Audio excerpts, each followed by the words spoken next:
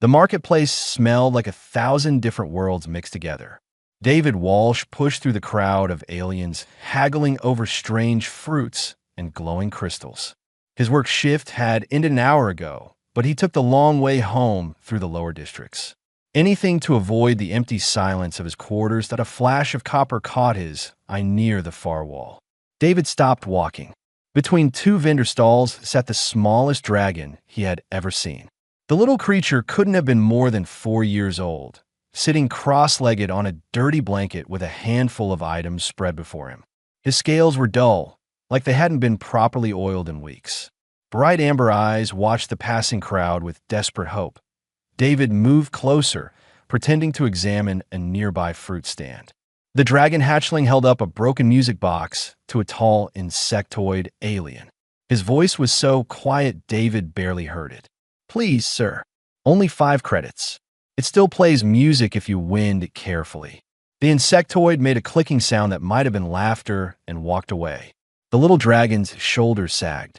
He carefully placed the music box back on the blanket next to a faded picture book and a small wooden ship with a broken mast.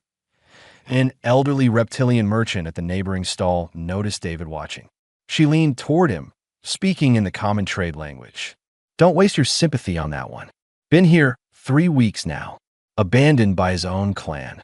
David felt something twist in his chest. 3 weeks? Where does he sleep? Ventilation shafts, probably. Dragon hatchlings are tough. If he can't survive on his own, well, that's their way. The merchant shrugged her scaled shoulders. No one else will take him. Dragons don't do charity, and most species won't touch a dishonored hatchling. Bad luck, they say. David looked back at the child. The hatchling was trying to smooth out wrinkles in his blanket with small clawed hands. Every movement spoke of hunger and exhaustion, but he sat up straight, maintaining what little dignity he had left. A group of young aliens walked past, pointing and laughing. One kicked dirt onto the blanket. The dragon hatchling flinched but said nothing. He carefully brushed the dirt away from his precious few belongings that David's feet moved before his mind caught up. He crossed the remaining distance and knelt down in front of the blanket. The little dragon looked up at him with wide eyes. "Hello," David said gently. "What's your name?" The hatchling blinked in surprise. Most people didn't ask his name. "Pip, sir. Would you like to buy something?" "Everything is good quality." David picked up the music box. It was old and scratched, the kind of toy a child might treasure. The winding mechanism was bent, but when he turned it carefully, a soft melody played for a few seconds before stopping. "How much?" David asked. 5 credits. Pip's voice tried to sound confident, but David heard the tremor in it. David pulled out his credit chip. "I'll give you 50. Pip's eyes went huge. "But sir, that's too much."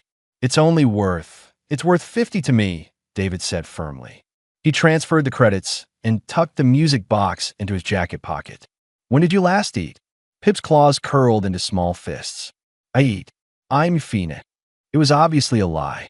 The hatchling's ribs showed through his scales, and his tail was wrapped tightly around his body like he was trying to take up less space in the world. David stood up slowly, not wanting to scare him. "Well, I hope you have a good evening, Pip." He walked away, but stopped at a food vendor 2 stalls down. He watched from the corner of his eye as Pip carefully counted the credits 3 times, like he couldn't believe they were real. Then the little dragon gathered his remaining items into a small cloth bundle and walked to a different vendor. Pip bought a container of basic nutrient paste, the cheapest food available. He sat back down on his blanket and ate with the kind of desperate speed that said he hadn't had a proper meal in days. He scraped the container clean with 1 claw, then licked it to get every last bit. When the food was gone, Pip carefully folded his blanket and tucked his bundle of belongings against the wall. He curled up on the cold floor nearby, tail wrapped around himself, using the blanket as a thin cover. David felt his heart break. The child was alone in a station full of thousands, and no one cared. He thought about his own daughter, gone now for 5 years. She would have been about 8 years old. He thought about the empty room in his quarters that he still couldn't bring himself to change. The crowd thinned as station's lights dimmed to simulate night cycle. Pip's eyes were closed, but his breathing was too quick for real sleep. Every time someone walked past, the little dragon tensed, ready to grab his belongings and run. David turned away and headed home. But back in his quarters, he couldn't stop thinking about amber eyes filled with fear and hope. He pulled out his datapad and started searching the station database. Dragon hatchling care, nutritional requirements, social development, cultural practices. The more he read, the angrier he became. Dragons believed in survival of the fittest. Hatchlings who couldn't keep up were left behind. It was their way, their culture, their tradition, but David was human. And humans had different traditions. That he looked at the music box sitting on his desk, playing its broken melody. Tomorrow he would go back to the marketplace. Tomorrow he would check on the small copper-scaled child who was trying so hard to survive alone. Tomorrow, and every day after that. Pip was trying to sell his picture book when a human came back. The hatchling recognized him immediately. It was hard to forget someone who had paid 50 credits for a broken music box. David carried a warm container that smelled like real food, not the cheap nutrient paste Pip had been surviving on. The human sat down on the floor beside the blanket without asking permission. "I bought too much lunch," David said, setting the container down. "Hate to waste it. You interested?" Pip's stomach growled loudly. His cheeks flushed darker copper with embarrassment. "I don't take charity. Not charity. I'm just bad at estimating portions." David opened the container. Steam rose from seasoned vegetables and actual protein chunks. "Help me out here." Pip hesitated for only a second before his hunger won. He ate slower this time, trying to maintain some dignity. The food was warm and flavorful, so different from the bland paste he'd been choking down. He hadn't realized how much he missed real meals. David didn't talk much while Pip ate. He just sat there, watching the crowd go by. It was comfortable somehow. When Pip finished, David produced a second smaller container with sweet fruit pieces. Pip's eyes went wide. "Dessert," David explained. "Also bought too much." This became their pattern. Every day after his shift, David would show up with food he claimed was extra. Sometimes it was hot soup, sometimes protein bars and dried fruit. Always something different, always more than Pip had eaten in weeks before David appeared. Other humans started noticing. One woman with kind eyes stopped David on the 5th day. "You know, dragons don't bond like we do," she said quietly. "They don't form attachments. You're wasting your time and credits." David just smiled. "Maybe, but he's a kid who needs help." By the 2nd week, Pip started waiting for David's arrival. He would glance toward the main corridor every few minutes, amber eyes searching. When David appeared, something in the hatchling's expression would lighten just a little. David learned things about Pip during their brief conversations. The hatchling's clan had been traveling traders.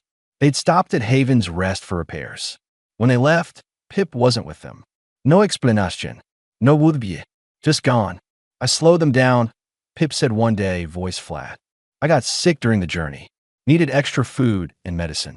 Dragons don't keep weak hatchlings." "That's not weakness," David said firmly. "That's just being a kid. Kids get sick." Pip looked at him with confusion. "Not dragon kids. We're supposed to be strong from hatching." David wanted to argue, but held back. Cultural differences were complicated. Instead, he changed the subject and taught Pip some basic negotiation tactics. The next day, when a merchant tried to cheat Pip on a sale, the hatchling used David's advice and got a fair price. The pride in his eyes made David's chest feel warm. Pip even laughed once. David had tried to greet him in dragon language and completely butchered the pronunciation. The sound of the hatchling's laughter was rusty, like he hadn't used it in a long time.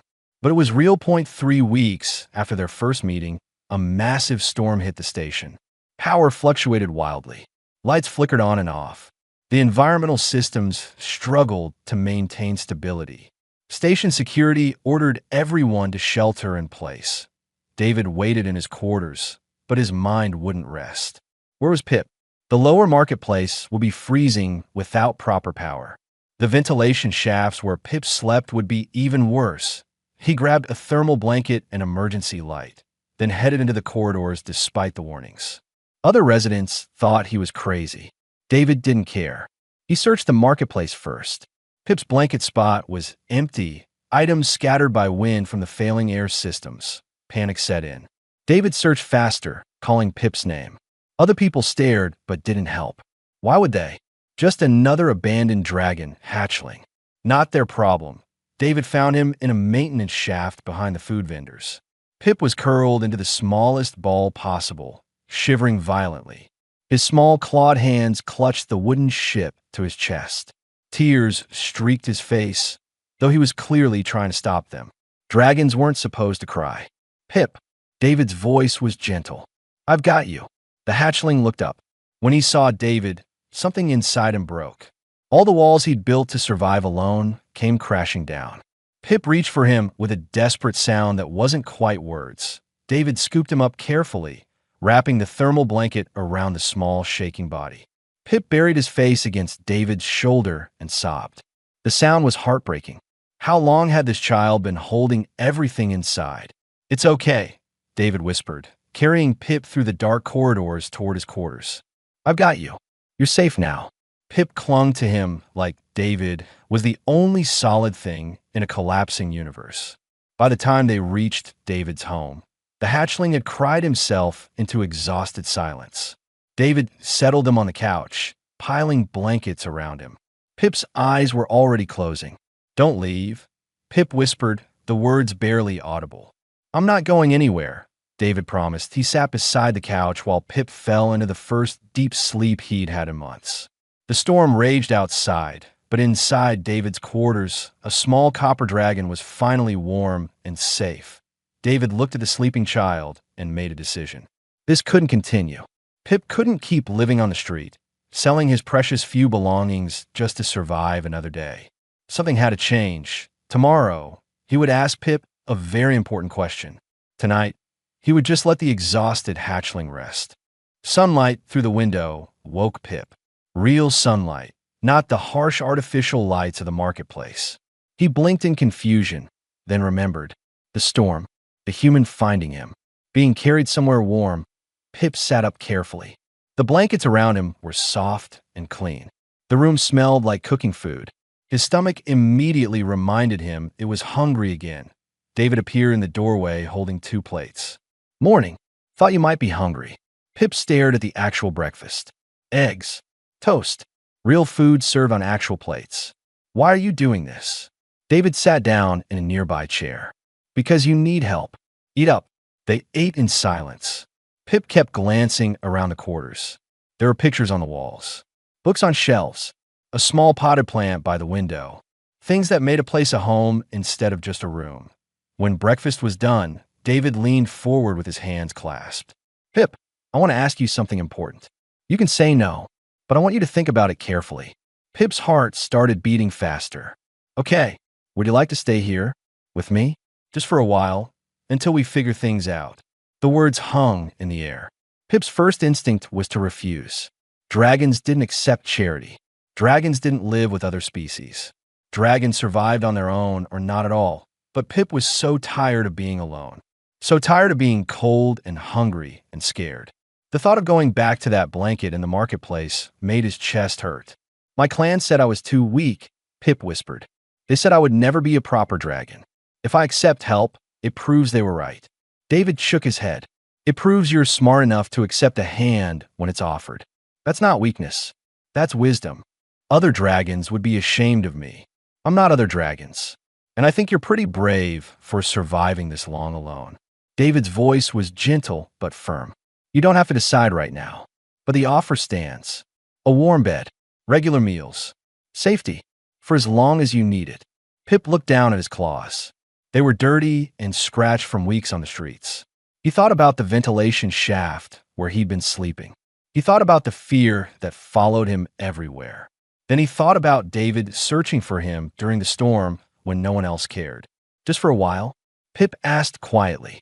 Just for a while, David agreed, though something in his eyes suggested he hoped for longer. That afternoon, David took Pip to the medical center. Dr. Reeves was a human woman with gray hair and gentle hands. She examined Pip carefully, asking questions about his health history. Severe malnutrition, she told David while Pip sat on the exam table. Several minor infections. Dehydration, but nothing that can't be fixed with proper care and nutrition. She turned to Pip with a smile. You're going to be fine, sweetheart. Sweetheart. The word made Pip's chest feel strange. warm and confused at the same time. That evening, David's neighbors came to visit. Other humans from the colony brought food and supplies. They fussed over Pip, asking questions and offering help. One man brought children's books.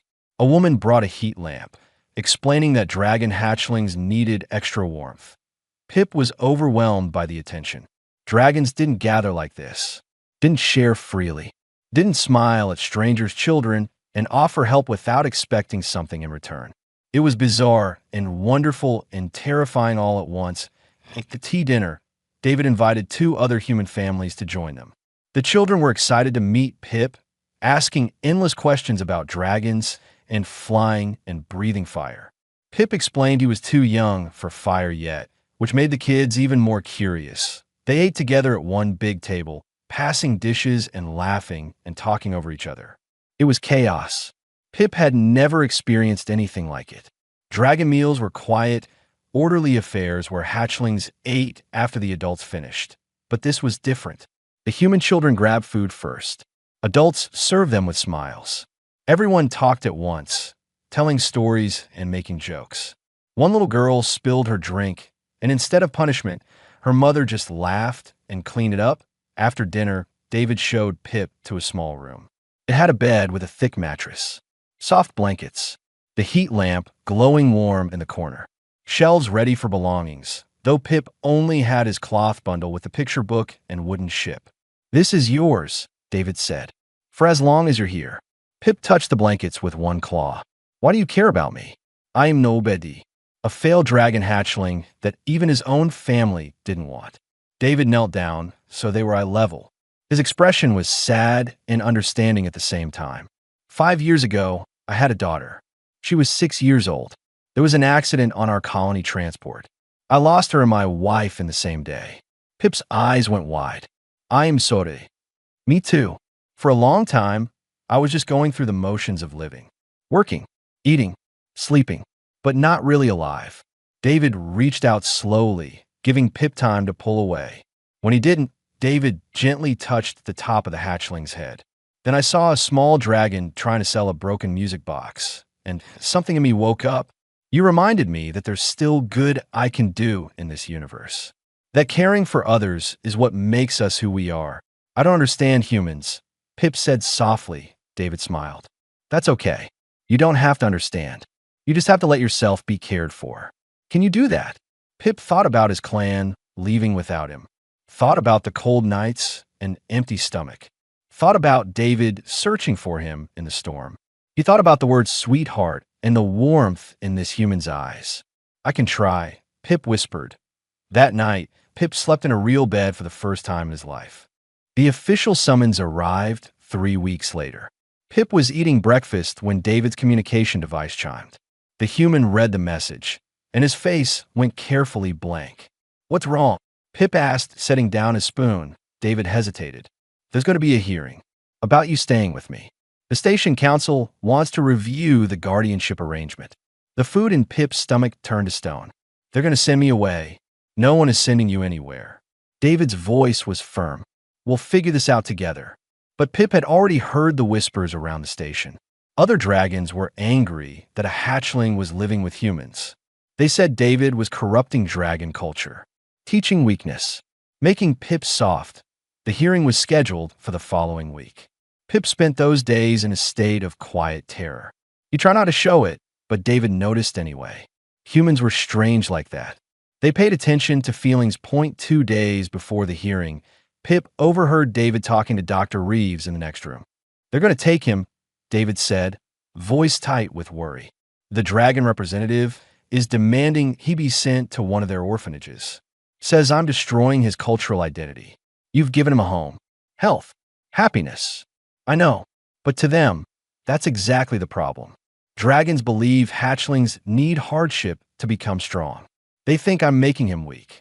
Pip pressed himself against the wall, heart pounding. They were right, weren't they? He was weak. That's why his clan left him. Living with David had only proven it. He ate regular meals now, slept in a warm bed, felt safe. All things that made him less dragon and more of whatever confused thing he was becoming. That night, Pip barely slept. When morning came, He was withdrawn and quiet. David tried to cheer him up with his favorite breakfast foods, but Pip just pushed them around his plate. The hearing room was intimidating. Council members from 6 different species sat at a curved table. Station Administrator Quillen presided over the proceedings with his insectoid compound eyes watching everything. The dragon representative was named Torval. He was massive, with dark green scales and cold yellow eyes. He stood with perfect posture, radiating disapproval. "This human has interfered with dragon cultural practices," Torval began. The hatchling was undergoing a traditional survivability test. His clan determined he was not fit to continue with them. "This is our way. It has been our way for thousands of years." Quillen's antenna twitched. "Mr. Walsh, you filed for temporary guardianship. Explain your position." David stood, holding Pip's small clawed hand. Pip wasn't undergoing a test. He was abandoned, left alone on a space station with no resources, no support, and no one checking if he survived. That's not a test. That's just cruelty dressed up as culture. Torval's eyes narrowed. "You dare judge our traditions." "I judge any tradition that leaves a 4-year-old child to starve in the streets," David said calmly. "Strength isn't just about surviving alone. Sometimes real strength is building communities that protect the vulnerable." Other council members murmured among themselves. The representative from the insectoid colony spoke up. "This seems to be an internal dragon matter. Should we intervene?" A human representative named Patricia stood. "We should absolutely intervene. We're talking about a child's welfare. If this were a human child, we'd never tolerate such treatment. Why should we have different standards for other species?" "Because different species have different needs," Torval countered. "Dragons require challenge to develop properly. Your human softness will destroy what makes him dragon." David squeezed Pip's hand gently. "Why don't we ask Pip what he wants?" All eyes turned to the small copper dragon. Pip wanted to disappear, wanted to hide. But David had taught him that being scared didn't mean you couldn't be brave. He stood up on shaky legs. "I tried to survive alone," Pip said, voice barely above a whisper. "I sold everything I had. I went hungry. I was cold and scared every day. If that's what being a proper dragon means, then I don't want to be one." Torval looked at him with something like pity. "You see, the human has already corrupted him. This is exactly why he must be removed and placed in proper care." "Proper care." Pip's voice grew stronger. "I was dying. David saved me. He gave me food and warmth and safety. He taught me I have value even when I'm not perfect." "How is that corruption?" "Because it teaches you weakness," Torval said flatly. "Life is harsh. The galaxy is dangerous. Dragons who cannot survive hardship become liabilities." David spoke again, his voice steady. "I've watched Pip grow stronger every day in my care. He's learning, growing, developing skills. But he's doing it with support instead of in spite of its absence. That doesn't make him weak. It makes him balanced." The council deliberated for what felt like hours. Pip sat beside David, trying not to cry. Dragons didn't cry. But lately, Pip had been crying more often. David said it was healthy to express emotions. But what if Torval was right? What if David was turning him into something that couldn't survive in the real world? Finally, Quillen spoke. "This council cannot make a final determination today. We grant an extension of temporary guardianship for 3 more months while we investigate further. Mr. Walsh, you will continue caring for Pip during this time. Torval, your concerns are noted, but we need more evidence before making a permanent decision." It wasn't a victory, but it wasn't defeat either. David and Pip left the hearing room together. Outside, David knelt down and pulled Pip into a hug. "I won't let them take you," David whispered. "I promise." Pip wanted to believe him. But that night, wrapped in his warm blankets in his safe room, he had nightmares about being sent away. He woke up crying and ran to David's room. David was already awake, like he'd been waiting. He lifted the blankets without a word, and Pip climbed into bed beside him. 3 months passed like water flowing downhill. Pip barely noticed time moving because he was too busy living. For the first time in his young life, he had routines that felt good instead of scary. Mornings meant breakfast with David. The human always made sure Pip ate enough, packing extra snacks for later. Then came school at the Human Colony's Education Center. At first, Pip had been terrified, but the teacher, Mrs. Patterson, was patient and kind. The other children accepted him without question, like having a dragon classmate was the most natural thing in the universe. Pip learned to read better, learn mathematics and history, learn about different planets and species. The human children asked him to teach them dragon words, and Pip found he liked being the expert for once that he made friends. A human girl named Amy who loved drawing. A boy named Robert who collected rocks from different worlds. They invited Pip to play during recreation time, never making him feel different or wrong. After school, Pip would wait in the corridor for David to finish his maintenance shift. Then they'd walk home together, Pip chattering about his day, while David listened with genuine interest. No adult had ever cared about Pip's thoughts before. Evenings were for homework, which David helped with even though human mathematics confused him sometimes. Then dinner, often with neighbors joining. The human community had adopted Pip as one of their own. People brought him small gifts, asked about his day, remembered his favorite foods. Pip was healthier now. His scales had regained their shine. He gained weight. Dr. Reeves said he was developing exactly as a dragon hatchling should, just with better nutrition and care than most received. But the upcoming final hearing loomed over everything like a dark cloud. David tried to hide his worry, but Pip could feel it. The human spent his evenings preparing documents, gathering testimonies, building a case for permanent guardianship. One night, while David was tucking him in a bed, Pip asked the question that had been bothering him for weeks. What if I don't want to be a dragon anymore? David sat on the edge of the bed, his face serious. What do you mean? Dragons are supposed to be tough, independent, strong enough to survive alone. I'm not any of those things. Pip pulled the blanket tighter. Maybe Torval is right. Maybe I'm broken. You're not broken. You're 4 years old. You're supposed to need help and support. That's what being a kid means. Dragon kids are different. David was quiet for a moment. Pip, being dragon is part of who you are. Your scales, your heritage, your culture. I would never want you to lose that. But culture should serve people, not hurt them. If dragon traditions say you're worthless because you needed help, then those traditions are wrong. But what am I supposed to be? Not a proper dragon. Not human. Just something confused in the middle. David smiled gently. You're Pip. You're smart and brave and kind.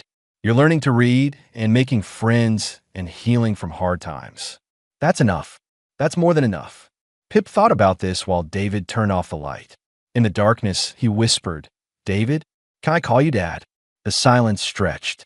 Then David's voice came back, rough with emotion. I would be honored. The word felt right in Pip's mouth. Dad, not David the human, not David the guardian. Just Dad. 2 weeks before the final hearing, something unexpected happened. 3 more dragon hatchlings appeared at the Human Colonies Community Center. They were thin and scared, recently abandoned by their own clans. Word had spread about the human who took in a dragon child. David didn't hesitate. He organized the human community to help. Families opened their homes.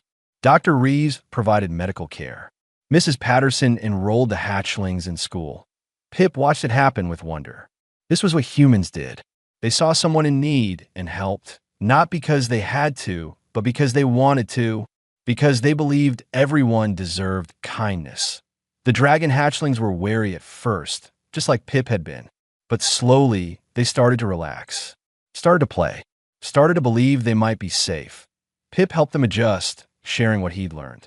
He taught them which foods humans liked to cook, showed them how to ask for help without feeling ashamed, explained that crying wasn't weakness, just a way to let out big feelings. One of the new hatchlings, a small blue dragon named Sky, clung to Pip like a younger sibling. Does it get easier? She asked one day. Pip thought about his first weeks with David. The fear and confusion. The slow building of trust. Yeah, he said finally. It gets easier. The humans make it easier. When the final hearing arrived, the council room was packed. David had arranged for multiple witnesses. Mrs. Patterson testified about Pip's academic progress and social development. Dr. Reeves presented medical records showing dramatic health improvements. Several human families spoke about how their own children had benefited from learning alongside dragon hatchlings. Pip himself stood before the council and spoke clearly. I know I'm different from other dragons. I know I don't fit the traditional way, but I'm happy. I'm healthy. I'm learning and growing. David hasn't destroyed my dragon heritage. He's given me space to figure out what kind of dragon I want to be. Torval listened to everything with an unreadable expression. When it was his turn to speak, he stood slowly. 3 months ago, I believed this human was corrupting our young, Torval began. Everyone tensed. I believed our traditional methods were the only correct path. But I have observed what happened here. 4 abandoned hatchlings, all thriving under human care, all maintaining their dragon identity while learning new ways to be strong. He looked directly at Pip.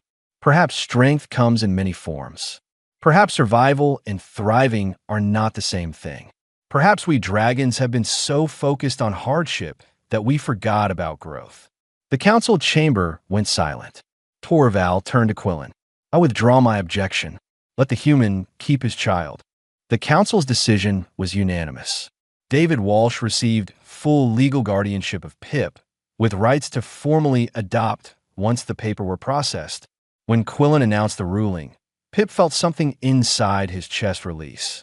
A fear he'd been carrying for so long finally let go. David hugged him right there in the council chamber, not caring who watched. Pip hugged back, his small claws gripping David's shirt. Around them, the human witnesses cheered. Even some of the other species representatives smiled. Torval approached them after the formal proceedings ended. Up close, the large dragon was even more intimidating. Pip instinctively moved behind David's legs, but Torval's voice was gentler than before. Young one, may I speak with you?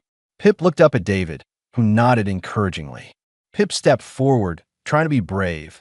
Torval lowered himself to be closer to Pip's height. I came here believing I knew what strength meant. That independence was the only measure of worth. Your human father taught me I was wrong. He's good at teaching, Pip said quietly. Indeed, Torval's yellow eyes studied Pip carefully. You survived alone when your clan abandoned you. That took strength. But accepting help when it was offered, that took even greater courage. I was wrong to call you weak. Pip felt tears starting and tried to stop them. Dragons didn't cry in public. But Torval surprised him by continuing. Our people have practiced abandonment for generations, telling ourselves it builds character. But perhaps it only builds loneliness.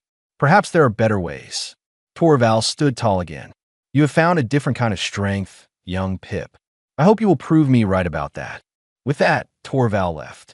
David placed a hand on Pip's shoulder. You okay? David asked. Pip nodded, unable to speak past the lump in his throat. They walked home together through the station corridors. Pip's clawed hand tucked safely in David's larger one.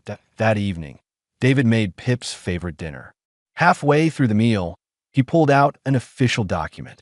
This is the adoption paperwork, David explained. Once it's filed, you'll legally be my son. Not just guardianship, actual family. Your name will be Pip Walsh if you want it. Pip traced the letters of his new name with one claw. Will I still be dragon? You'll always be dragon. This just means you're also family. Both things at once. I like both things at once, Pip decided. They signed the papers together, David's signature in human script and Pip's careful mark beneath it. It felt important, and right 6 months later, their home had changed. 2 of the other abandoned dragon hatchlings, Sky and Finn, had been adopted by different human families in the colony. The third, an older hatchling named Ridge, was staying with David and Pip while they searched for the right permanent placement. The human quarters have been modified to accommodate dragon needs. Heat lamps in every room. Reinforced furniture. A small collection of dragon heritage books that David had purchased so the hatchlings could learn their own history. Pip attended school regularly now, consistently earning high marks. His teacher said he had a gift for helping other students, especially ones who felt different or struggled to fit in. Pip understood what it meant to not belong. He used that understanding to help others feel welcome. David's quarters became a gathering place. Other families visited regularly. Human children played with dragon hatchlings. Adults shared meals and stories. It was chaotic and warm and full of life. One afternoon, Pip was helping Ridge with homework when a younger dragon asked, "Do you ever miss your old clan?" Pip thought about it carefully. Sometimes I wonder what happened to them. If they ever thought about me. but I don't miss being with them. They didn't want me. David wants you, Ridge said. That's better. Yeah, Pip agreed with a smile. That's much better. That night, Pip had his regular video call with Mrs. Patterson to discuss an upcoming school project. After they finished, David appeared in the doorway. Got something to show you, David said. Looking excited, he led Pip to the small balcony attached to their quarters. The station's viewing porch showed the stars beyond, endless and bright. David had set up 2 chairs and warm blankets. They sat together, looking out at space. David pointed out different star systems, telling Pip stories about the colonies and worlds that orbited them. You know what I think about sometimes? David said quietly. If I hadn't walked through that marketplace that day, if I'd taken a different route home, we wouldn't have met, Pip said, right? And my life would still be empty, just going through motions. David put his arm around Pip's shoulders. You saved me as much as I saved you. Pip leaned against David's side, feeling safe and warm. I'm glad you're a human. Oh yeah? Why is that? Because dragons don't do this. Don't keep kids who struggle. Don't make families out of strangers. Don't believe people have value just because they exist. Pip looked up at the stars. Humans are weird like that. In a good way. David laughed. We are pretty weird, but it works for us. They sat in comfortable silence, watching the stars turn slowly beyond the viewing port. Pip thought about the small copper dragon who used to sell broken toys on a dirty blanket. That hatchling had been so alone, so desperate, so convinced he was worthless. Now, that same hatchling had a father who loved him, had friends who accepted him, had a community that protected him, had a future full of possibilities instead of just survival. Dad, Pip said softly. Yeah, buddy. Thank you for not walking past that day. David pulled him closer. Best decision I ever made. Below them, in a station marketplace, another lost child wandered alone. But this time, Pip noticed. This time, he tugged David's sleeve and pointed. Together, they went to help, carrying forward the kindness that had saved them both.